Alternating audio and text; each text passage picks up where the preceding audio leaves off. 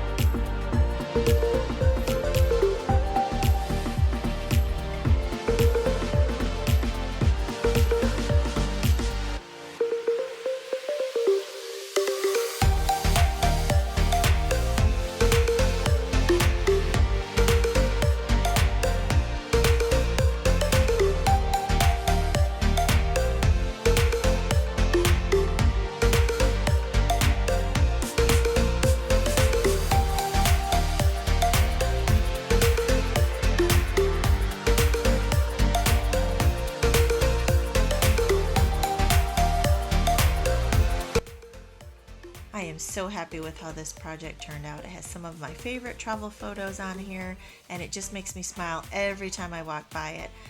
There's a few of our Disneyland photos right there. There's the Goonies house, if you're a Goonies fan. Another Disney photo, and Oregon. Stopping in New Mexico when we drove cross country. Side note, we've driven across the country twice now. Universal and the night bus. There's another Oregon photo and another Disney photo, and then the Grand Canyon. So like I said, every time I walk by this, it just makes me smile. I hope you enjoyed this video. Let me know what you think.